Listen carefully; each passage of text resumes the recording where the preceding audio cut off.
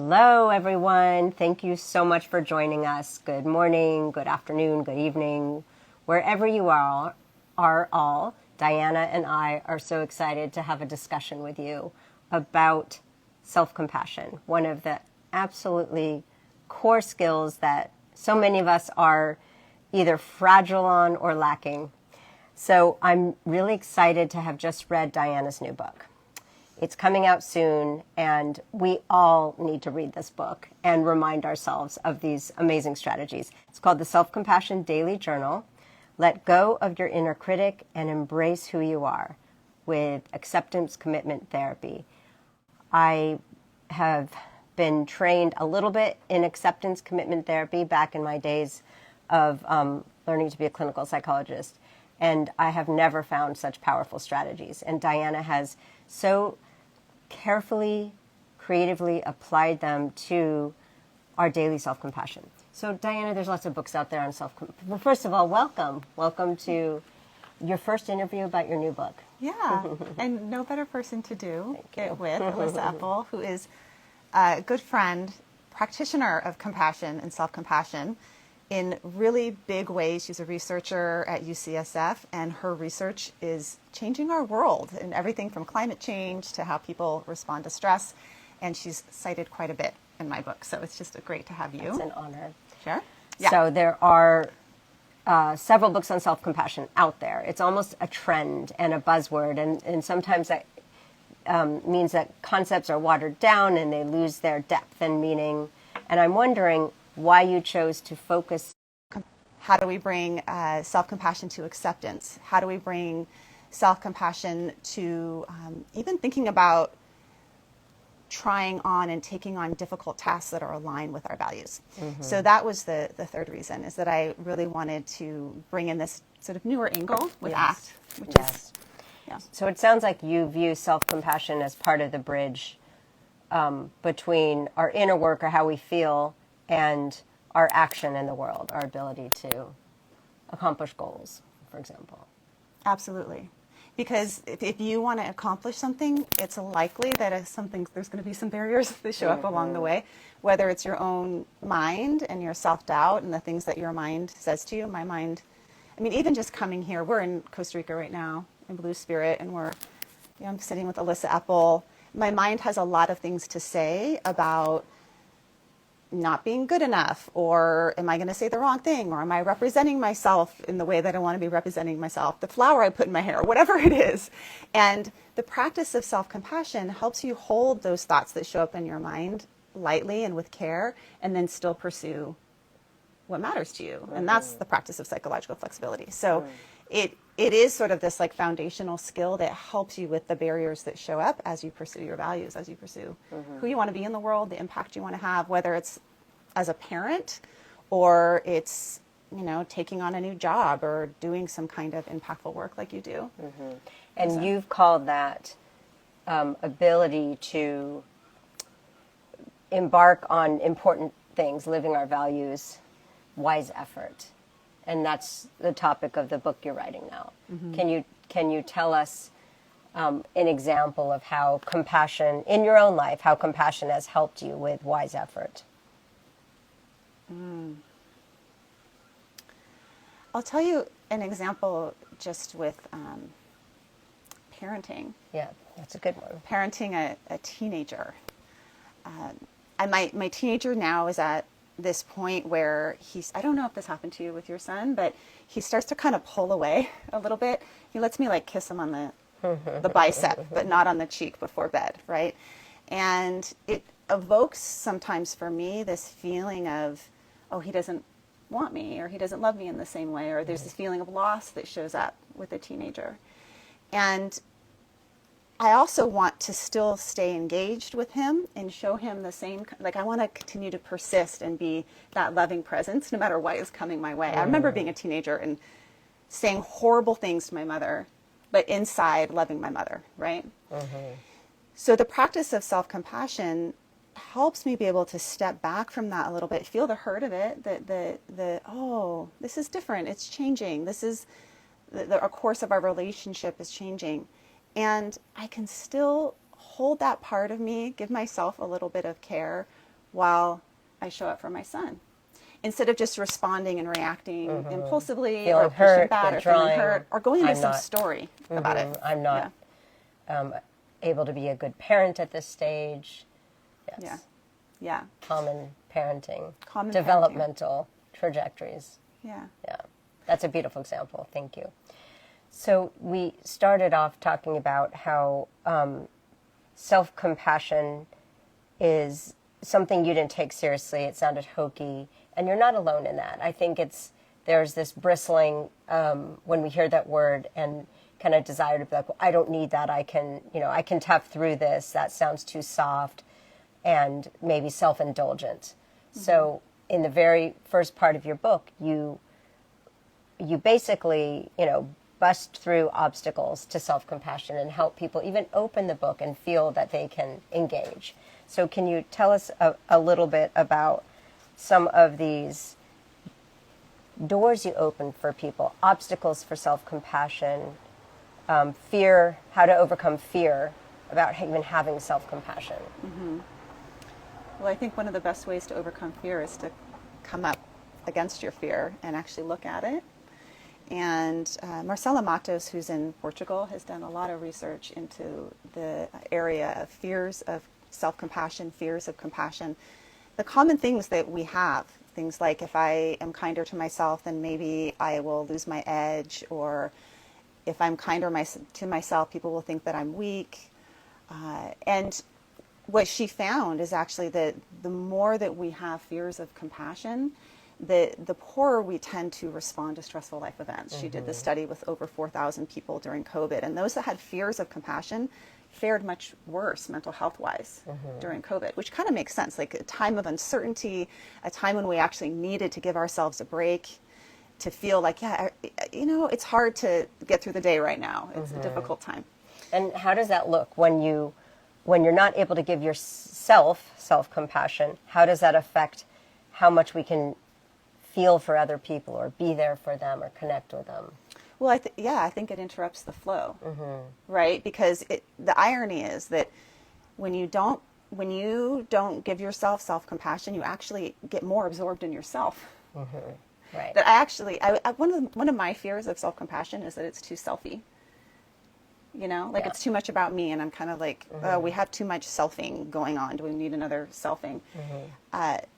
But what actually happens for me is that when I spiral into criticism and even don't give that to myself, then I end up being more selfie. I become more focused on myself. I'm not able to be there for my clients or be there for my partner or just be present in my life. So naming your fears, and this is like a very simple practice of, sort of like the feeding your demons practice, like naming them, seeing them, understanding that they're there, but also that they may be, as Tara Brach always says, that they may be real but not necessarily true. And then experimenting. Like if I were actually experiment with a self-compassion practice, does it change my experience in this moment? And be your own scientific self-help around that rather than just believing your mind about it. Yeah, it's such an important point that instead of helping us feel compassion for others and be outwardly focused, if we're self-critical, we are absorbed in this kind of whirlwind of selfing, and we actually can't be there as much for compassion for others. So it's really inward to outward, and I love how you describe compassionate action in your book as well. So we all know what the inner critic feels like, and it can be absolutely vicious. It can really ruin the quality of our moments and our days when we have such an active self-critic. And you give so many wonderful strategies for releasing that self-critical voice. And one of them is diffusion with the self-critic. Can you tell us more about that, what that is, and maybe a strategy for that? Well, sometimes it's helpful to think about what the word fusion is before we talk about diffusion. So fusion is sort of like, if you see this all the time now when people are just into their phones and they're holding their phones up and they're so absorbed in their phone that they don't notice anything else going on. Well, we can do that with our own minds and our own thoughts. We can be so absorbed and into our thoughts that we don't realize what else is going on. We don't take in new information. We don't take any information that's not confirming our thoughts. And that we're fused like two pieces of metal stuck together. And if you are fused with a self-critical thought, that can be extra dangerous, right? Because you're believing your mind to be true. All the things that it's saying to you, and a lot of those things weren't even yours in the first place. Maybe they were told to you from a parent or a caregiver, by just society, maybe the media, and you're just believing it to be true. You're fused with it. So defusion is creating space from that and recognizing that, oh, that's my critic. I've had a long time. My critic tends to say things about, there's usually has sort of like a flavor or a familiarity to it. So my critic tends to criticize me about my body, and my critic tends to criticize me about my capabilities, that I'm not good enough, I'm not smart enough, sort of the Stuart Smiley. Yeah.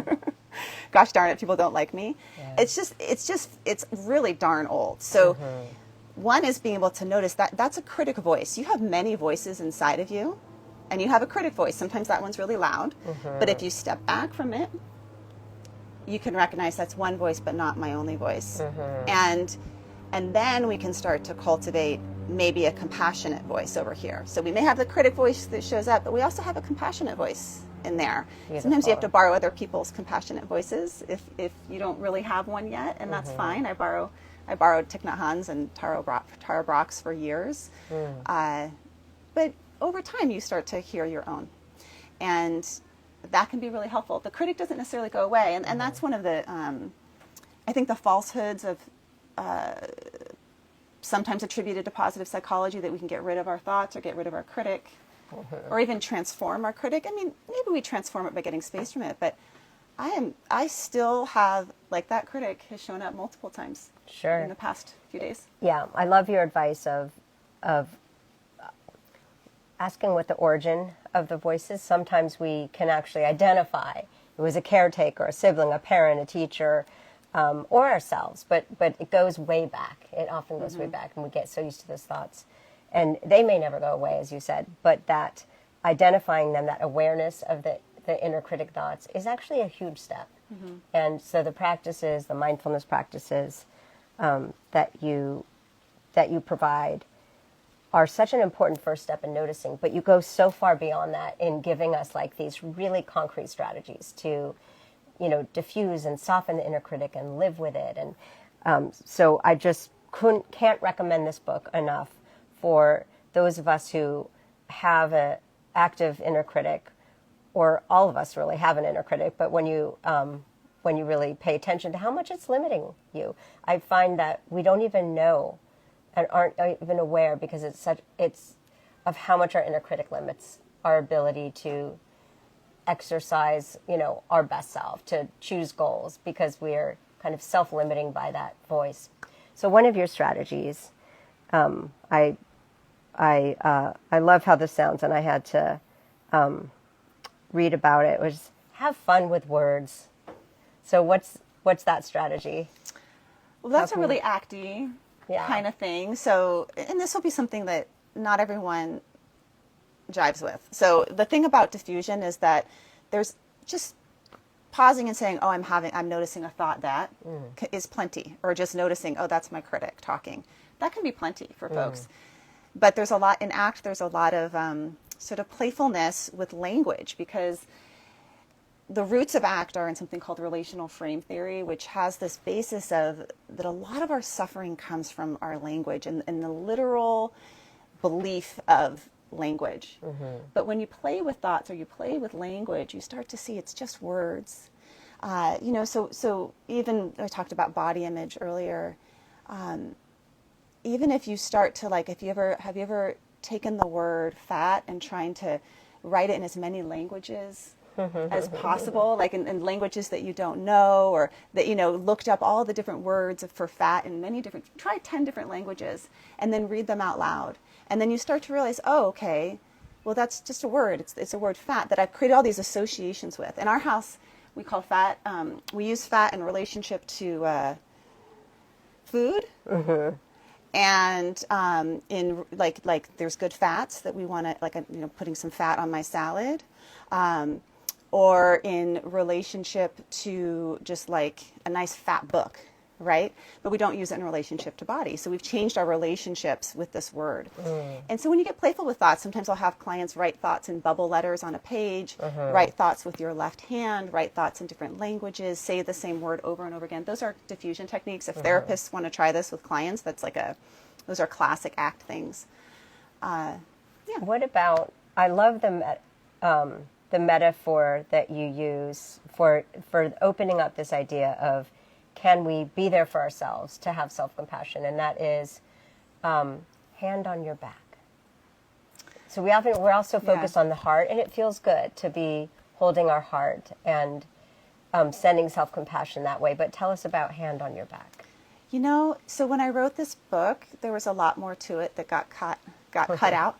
Always. And one of the things that got cut, so sadly, was the opening story to the book, which was my favorite story. Sometimes I put in these little, like an ACT daily journal, I put in these little mini vignettes of, my life or my clients. And that came from when my son was 1 year old. He didn't walk until he was like 17 months. He was really didn't walk for a long time. But he would scoot around the kitchen floor, and I was making cookies with my older son. And I opened up the door to the oven, and my son was scooting around. I didn't notice that he was on the floor. And I went to go put the cookies in the oven. I turned around, and he put his two hands on the oven door. It was like 350 degrees. And he pushed himself up, and then he looked over at me. He was standing with his hands on this oven door, looking at me. I remember that moment as a parent, and screaming. And I swooped him up, and I took him to the kitchen sink. And it was burns, put him under cold water as soon as you can. And I was putting his hands under the cold water, and I was holding him, and I was holding his back and talking to him and telling him how much I loved him in the most soothing, kind, possible way as I could, thinking, I got to get this guy to the ER as soon as possible. But my tone and my presence was to try and soothe his nervous system. And then later that night, I got home, and I couldn't sleep all night because all I could do was tell myself what a crappy mom I was. How did I not know? I have a toddler in the kitchen. Who does that? How could I allow that to happen? I'm the worst parent in the world. I was distracted. I was blah, blah, blah. I was probably looking at my phone at some point to text someone back. I mean, whatever it was, right? I just berated myself and berated myself and berated myself. And I realized in the night that what I needed was for me to give myself the same thing that I just gave my son. Like, hand on my own back, soothing voice. It's understandable. It's going to be okay. I'm here for you. And so then that came the chapter title of A Hand on Your Back. And then my publisher cut the whole story out. Too long. We still get the metaphor and the feeling. Yeah. And it's something, we can do for other people. Say, remember, I have your back. Remember this feeling. And then we can do that for ourselves. Yeah. Or maybe vice versa. Start with ourselves. Yeah. And sometimes self-compassion, a lot of folks say compassion needs to start with yourself, but sometimes it is, as that example in that story, is I understood what that nuance of compassion was because I was able to give it to my son. And sometimes if we don't know that for ourselves, we have to try it out with other people. Like, when was the time when you felt compassion to others? And what were you doing? What was your tone of voice like? What was your face like? What were your gestures like? What were your words like? Okay, and then could you do that for yourself? Sometimes that's the way that we get at it. Yes. Because it doesn't come naturally for all of us. So, when have we expressed love and caring for others? That's so much more tangible and easy to remember than when we've done it for ourselves. And then there's the clues and the strategies. Yeah. What we can do. So this has been so rich, and I learned so much from your book. I really hope that all of you listening will understand this is a workbook of very concrete strategies. This is not just the intellectual exercise of reading about what it's like, but it's like it gives us so many tools. So I'm very excited to be sharing it with you, and I'm grateful for you. grateful to you for writing it, because it's a really unique book, and I know it took a tremendous amount of effort. So I'd love to end with having you share one of the practices that we could do right now from the book. One of my favorite practices from the book is a practice called Just Like Me. And this is a Tibetan practice that evokes the common humanity aspect of self-compassion. And as you're going about your day, you can do this, but we can also do it right now. That you're listening to me, you're listening to Elissa. A lot of other folks are joining in here. And the common humanity is understanding that just like me, Elissa struggles. She's got all sorts of self-critical thoughts about herself. She's got lots of challenging things in her life that feel overwhelming and that she comes up against and feels sometimes like she can't get through them. Sometimes she feels so vulnerable that she needs help from other people. So just like me, Elissa struggles. And then you can also know that about me, just like you, I struggle. That's why I wrote this book. I have my own obstacles in my way and my own mind that gets in the way, my own self-critical voice. So just like me, I struggle. And you could also think about that as you see all the names of the people that are coming in to this space. You could read them. Just like me, Angela. Just like me, Ivan from Ivan Bar. Just like me, you struggle. And when you start to see people in that way, it softens you, not only to others, but also to yourself, that this is part of being human. And just like me, Elissa deserves compassion and love and support and forgiveness and understanding and care. And just like me, so do you. So practice it when you're at the airport, at the grocery store, wherever you are. Just practice that, just like me. Practice. Yeah. That's so beautiful. And when we do reach out for help from others, it's so magical that what can happen is a new level of intimacy, safety, depth of friendship. So Diana and I meet here. Every year, it seems, we have a great ritual. And last year, I arrived fresh from exhaustion and maybe even the word trauma from one of life's difficult, unexpected waves that hit me. And I didn't want to greet you with tears and tell you really what's going on. But that's what happened. And that just, the compassionate gaze, listening, strategies you reflected back just deepened our friendship. So I'm grateful for the sharing of vulnerability. And it's nice when you have a wise friend, too, who even has strategies to offer. But the listening is obviously a huge part of the healing connection. Yeah. It takes self-compassion, I think, Elissa, for you to be willing to let down your, she's a presenter. She actually just launched the stress prescription, and to show that side of you. But what I find is that when you have the compassion for yourself, like enough compassion for yourself to show somebody your vulnerability, they like you even more, and they just feel, humans, this is our juice. Like just as much as we have parts of our brain that are designed to avoid scary things and seek out resources and cling to stuff, we have a whole system in our brain and body that is designed to care for each other.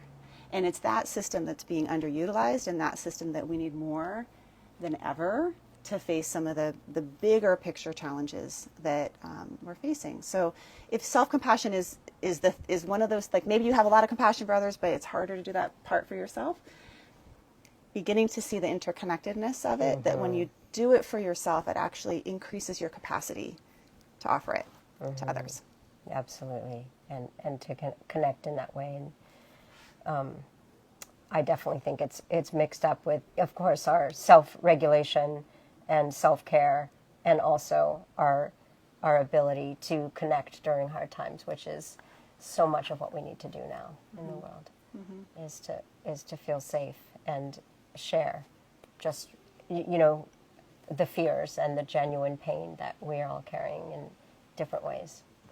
So these are, this is one of, as I said, one of the ingredients that we're lacking most in the stress resilience we need for the current challenges we have both in our personal life, in our more public or global life. And it all really starts with those moments that you talked about, those strategies, those tips. You have a self-calming exercise. And I thought we could just end with that type of soothing breathing that you can lead us through. Great. Thank you. Thanks, everyone, for being with us. Yeah. So soothing rhythm breathing comes from compassion-focused therapy, but it's a type of breathing that's used in a lot of different meditative and contemplative and prayer practices. And it activates your vagus nerve, it activates your compassionate mind and your compassionate body. So I always like to begin with just noticing where you make contact with the ground, feeling contact with the earth, whether it's your feet or your seat, and that groundedness that our breath can provide. But also feeling the spaciousness around you, the spaciousness of the air around you, the breeze, if there's a breeze. And then slowing your breath down so that it's long and slow on the inhale.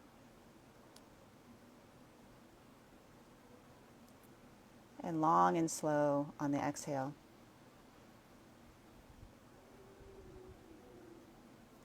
This long, slow breath is at a pace that's particularly soothing and right for you right now. So whatever that pace is, it's like drinking a nice glass of water. Drink it in on the inhale.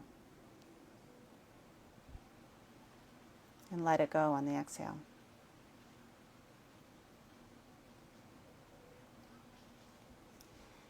And as your breath slows down, you also are inviting your body and your mind to slow down.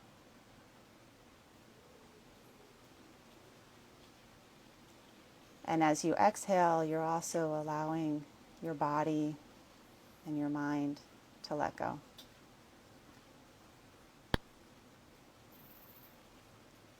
Long, slow,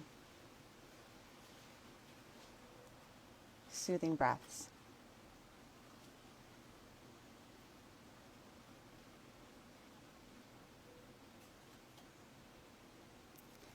And if you'd like to add, as we close, just a little compassion mantra to yourself and to others, you can just breathe in care, receiving care as you inhale, and breathing out care.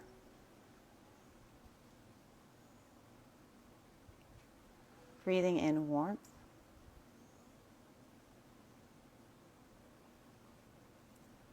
Breathing out warmth.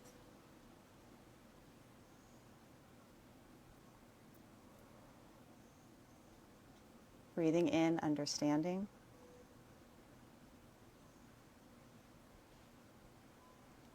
Breathing out understanding.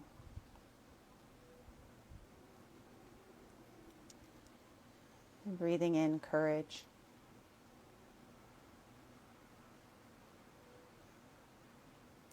Breathing out courage.